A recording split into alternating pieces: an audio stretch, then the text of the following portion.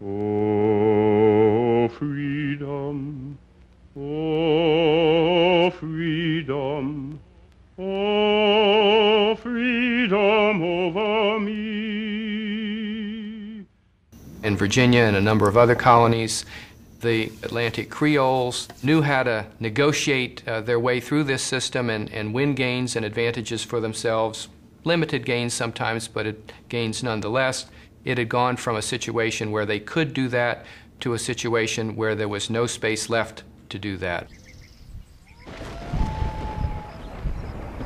The small group of elite Virginia planters have committed to the use of race slavery to expand their tobacco holdings. In 1691, they forbid free blacks from living in certain counties. If you're African American, you cannot have an education. You cannot move about freely. You cannot hold property. All of these constraints are falling in on one generation. It's a link in a chain of slavery whereby people cannot become free. Before this, there were ways of becoming free. Slavery is replacing indentured servitude as the labor system of choice.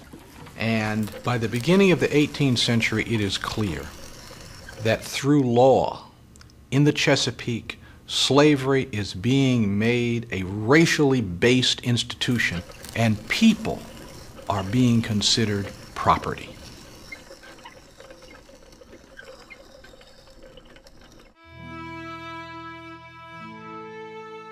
New Amsterdam was renamed New York in 1664 after the British took over the colony.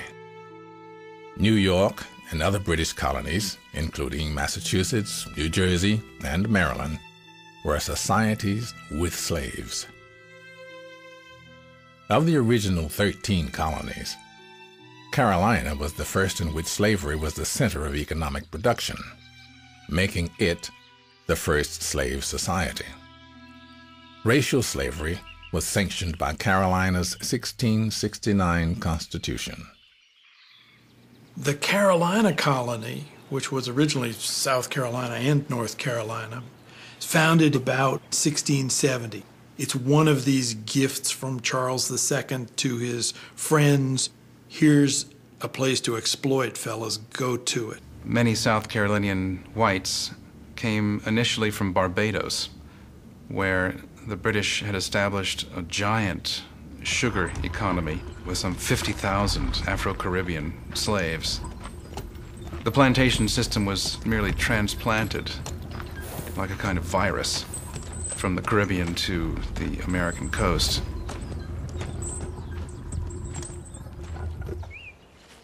The more slaves that you brought gave you more land.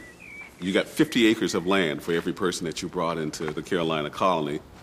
And so slavery was encouraged from the outset here. And of course, the key was to find the type of work that slaves could do to make the colony profitable.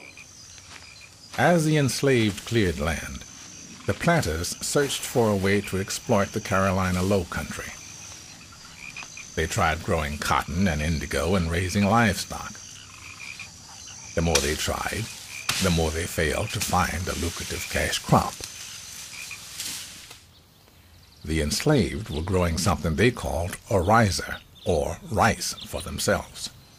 They had grown it for hundreds of years in West Africa. Now, it's not knowledge that they hold to themselves. Once they have shown other people how to plant this crop, they've lost control of the knowledge. And an entire economy based on exploitation of Africans is in place within a generation. And the shipment of Africans to South Carolina skyrockets. So many of the Africans who were enslaved during the 17th and 18th century were ex-soldiers. Some of them would be captured through wars or civil wars. And these victors would sell the captives off to the Europeans. This had the advantage from their point of view of reducing their numerical strength, especially the soldier population of the opponents. They're marched to the coast. Many of them had not been to the coast before. They had not seen the ocean. They see white people for the first time. Who are these people? There was this folklore about cannibalism. Lots of slaves who were brought to the coast really were so afraid that these people were going to eat them. Some of the people owning South Carolina are also invested in the Royal Africa Company and the slave trade themselves. They're getting a profit at both ends out of this. The major profit came from the human cargo of enslaved Africans. Slave trading had become the basis of an international economy. There are a variety of auxiliary industries, that is shipbuilding, insuring those ships, making sales for those ships. So the expansion of slavery then is an essential part of the expansion of capitalism. As the ships came from West Africa and people were dying, their bodies would be thrown overboard, usually in the middle of the Atlantic. But once in a while, the captains would wait until they arrived at Charleston Harbor. So one of these captains threw several dozen overboard.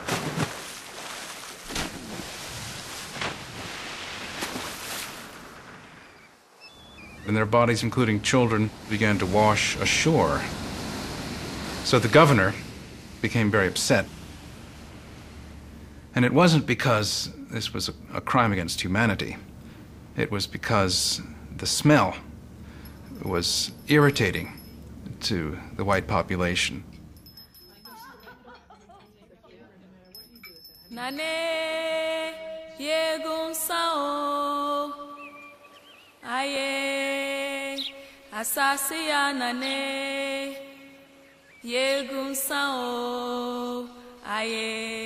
In many African communities, there's this reverence for the ancestors and this reverence for those who are now in the spirit world, a belief that they are watching over.